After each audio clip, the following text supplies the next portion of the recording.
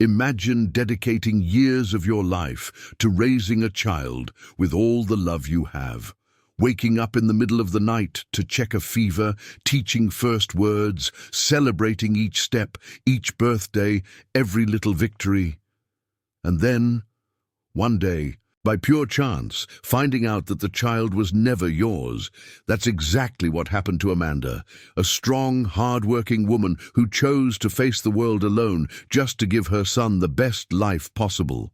But what she didn't know was that everything she built, every sacrifice she made, was based on a lie, one so deep no one would have dared to imagine it. What would you do if you were in her shoes? Could you keep loving like before? Or would the pain tear everything apart?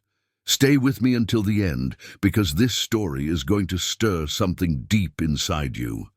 Amanda was only 22 when she found out she was pregnant. The father, Tom, disappeared as soon as he heard the news.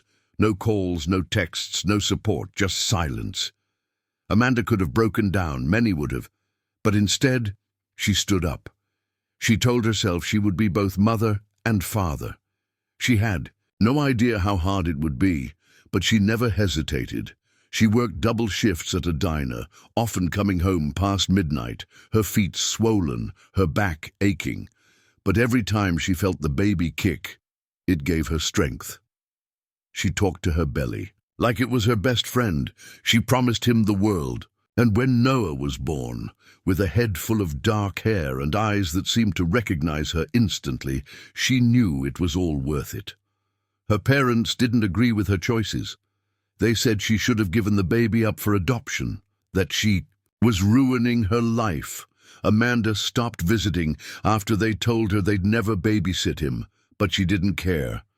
In Noah's first smile, she found all the love she ever needed. Their tiny apartment might have been cold in the winter, but their bond was warm enough to melt anything. As Noah grew, so did Amanda's pride. He was smart, curious, and incredibly kind. He'd always say, "You're the best mommy in the whole world," and every time he did, Amanda felt like she was doing something right. She never let him see how tired she was. She hid her tears, her fears, her loneliness, because her love for him was bigger than all of that. Years passed. Noah started school, made friends, won little awards that Amanda kept in a shoebox like they were gold. She lived for parent-teacher nights, school plays, and bedtime stories. Every decision she made, every penny she saved, every moment she breathed, it was all for him. There was never a second of doubt in her heart that Noah was her son, her everything. But life has a strange way of testing even the purest kind of love. And Amanda's test was about to come, one she never saw coming, and certainly one she never asked for. It all started during a routine checkup. Noah was 10, and the pediatrician recommended some allergy tests after a few mild reactions to certain foods. Nothing serious, just precaution. Amanda filled out all the forms, answered questions about her family's medical history, and didn't think twice. But a few days later, the doctor called and asked her to come in, alone. She sat in the office, her heart racing, thinking it was something serious about Noah's health. But when the doctor closed the door and looked her in the eye, Amanda knew this wasn't just about allergies. "Amanda," he said gently, "some of the test results don't add up. We think there might have been a mix-up a long time ago." She blinked, confused. A mix-up? What kind of mix-up? The doctor explained that Noah's blood type didn't match what would be possible given Amanda's. It wasn't just unusual, it was biologically impossible. He suggested a DNA test just to rule out any errors. Amanda laughed at first. There had to be a mistake. She remembered giving birth, holding Noah in her arms seconds after he was born. There was no doubt, he was hers. Still, she agreed to the test. Days passed slowly. Amanda barely slept, haunted by thoughts she tried to push away. She felt guilty for even questioning it. Of course he's mine, she whispered to herself, watching Noah sleep, brushing the hair off his forehead. But deep down, a seed of doubt had been planted, and it was growing. The call came on a Wednesday afternoon. Amanda was at work cleaning tables when her phone rang. The nurse's voice was calm, too calm. "The results are in. You should come." "In." She left immediately, her heart pounding louder with every step. The moment she saw the envelope, she knew her world was about to change. The DNA test confirmed what she feared most. Noah was not her biological son. Amanda felt like the air had been sucked out of the room. The nurse kept talking, explaining the possibilities, hospital errors, mix-ups at birth, but Amanda couldn't hear any of it. All she could think about was Noah, her baby, her boy, and how a single piece of paper was now trying to tell her that everything she believed was a lie. Amanda left the clinic in a daze. The streets felt unfamiliar, the people around her like shadows. She walked for hours, aimlessly, not knowing where to go or what to feel. How could science tell her that the boy she'd raised, loved, sacrificed, everything for, wasn't hers? But then she remembered his voice, his laugh, the way he held her hand when he was scared. That wasn't DNA. That was love. That night, she sat beside Noah's bed, watching him sleep, his little chest rising and falling so peacefully, completely unaware of the storm outside his world. She ran her fingers through his hair and whispered, "You are my son. Nothing will ever change that." And in that moment, Amanda made a decision. She would protect him from this truth until she understood what had really happened. The next day, Amanda returned to the hospital where she'd given birth. She demanded answers. At first, no one took her seriously, but when she showed the DNA results, everything changed. A quiet tension filled the room. The nurse who had been there the night of Noah's birth was long retired, and many of the records were buried in storage. Still, a quiet investigation began. Weeks turned into months. Amanda lived a double life, trying to keep things normal for Noah while digging through her past. She learned that another woman had given birth the same night in the same ward. A woman named Claire. They had been in rooms side by side. Claire had also had a baby boy. And Claire, too, had left the hospital alone, raising a child as a single mother. Amanda found her on social media. They looked nothing alike, but their sons. That was different. Claire's son had Amanda's eyes, and Amanda could feel it in her bones. He was hers. Reaching out felt terrifying. What if she didn't want to talk? What if she already knew? But Amanda couldn't stay in the dark anymore. She had to know the truth. For her, for Noah, and maybe even for Claire. If this story has already touched you in any way, go ahead and hit that like button now, and share it with someone who needs to hear it. What would you do in Amanda's place? Would you want to meet the other boy? Would you tell your son the truth? Claire was hesitant at first. When Amanda reached out with a message explaining everything, there was silence for days. Then, finally, a short reply. "We need to talk." They agreed to meet at a small cafe halfway between their homes. Amanda arrived early, her hands shaking. She didn't know if this meeting would bring peace or more heartbreak.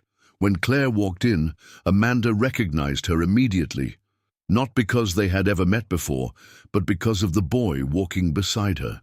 He looked just like the baby Amanda had imagined all these years. Their eyes met, and in that instant something shifted. It wasn't anger or blame. It was shock, pain, and strangely understanding. They talked for hours. Claire had noticed differences too, little things she couldn't explain. Her son, Lucas, didn't share her blood type either. But she never questioned it. She was just happy to be a mother. As Amanda spoke about Noah and Claire shared stories about Lucas, it became painfully clear their sons had been switched at birth. Both women sat in silence, trying to absorb the weight of it all, How could such a mistake happen? And now, what were they supposed to do? Trade children, start over? The idea felt impossible. Amanda loved Noah.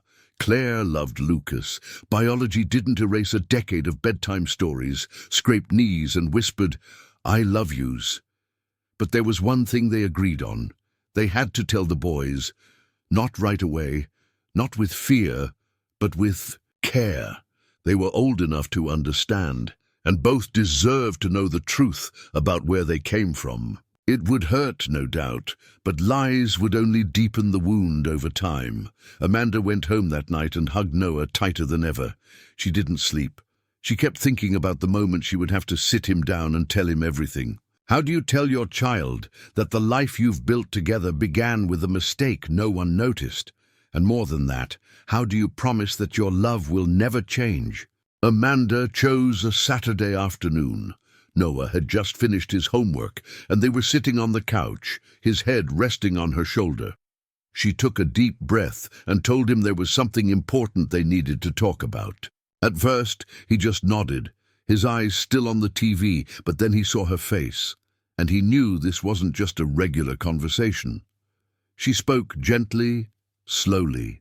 She told him about the allergy test, the DNA results, and how everything led to one painful discovery. Noah sat frozen, eyes wide. "So, I'm not your real son?" he asked. Amanda's heart cracked. "You are my real son," she said, her voice shaking. "I held you, I raised you, I loved you every single day. Nothing changes that. Not blood, not papers, nothing." He was quiet for a long time. Amanda let him feel whatever he needed to feel. Anger, confusion, fear. But eventually he looked up and asked, "Do I have a real mom somewhere?" Amanda nodded. "And you have a brother too. He's living with her." The words felt surreal, even as she said them. It was a truth too big for one afternoon, but it was finally out. Claire was having a similar conversation with Lucas. He reacted much the same. Shock, then silence. But as the days passed, curiosity began to grow in both boys. Amanda and Claire agreed to meet again, this time with the kids. A park seemed like a neutral place. No pressure. Just a chance to see each other face to face, to start making sense of everything. When the boys met, something unexpected happened. They didn't cry or run, they just stared at each other for a long moment, and then smiled, like they had known somehow. Like the bond between them had always been there, just waiting to be uncovered. They played together all afternoon, like old friends reconnecting after years apart. Watching them, Amanda felt something shift inside her. The pain was still there, yes, but so was something else, hope. Maybe life had made a mistake, but it also gave her something no test could take away, a connection that was real and a chance to rebuild something even stronger than before. Over the following months, Amanda and Claire worked together to navigate this strange new reality. They never tried to swap the boys. That idea felt wrong to both of them. Instead, they built a bridge between two families. Weekends were shared, holidays split with care, and gradually the boys began to feel like they belonged to both women, because in a way they did. Noah would spend Saturdays at Claire's, learning about her life, her habits, her stories. Lucas did the same. With Amanda, it wasn't perfect. There were tears, confusion, even jealousy at times. But there was also laughter, discovery, and an incredible resilience that only children seem to possess so naturally. Amanda had worried that Noah might drift away, that knowing the truth would change how he saw her. But something beautiful happened. Instead, he became more affectionate, more protective. He told her one night, "You didn't have to love me, but you did. That makes you more than my mom. That makes you my hero." And Amanda cried, not from pain, but from a love that had survived everything. Claire, too, found healing in the bond with Amanda. The two women, once strangers tied by tragedy, grew into something more like sisters. They leaned on each other, She had photos, stories, old baby clothes. The past couldn't be undone, but the future. That was something they could shape together, with honesty, courage, and love. Noah and Lucas eventually called each other brothers, without anyone suggesting it. They didn't need DNA to prove it. They had shared birthdays now, inside. Jokes, video game battles, and 1,000 memories waiting to be made. What started as a hospital mistake had somehow turned into a miracle neither mother could have imagined. And Amanda, well, she never stopped being Noah's mother, not in her heart, not in her actions. Because being a parent isn't about who gave birth. It's about who shows up, who stays, who loves without limits, even when the truth threatens to break. Everything. Amanda's story reminds us that love is not limited by blood. It's built in the quiet moments, the sacrifices no one sees, the whispered prayers over a sleeping child.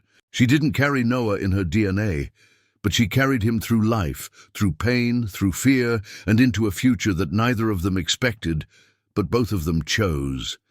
In a world so quick to define family by biology, Amanda proved something deeper. That being a mother is not a title you're given. It's something you earn, day after day, through presence, patience, and a heart that refuses to give up.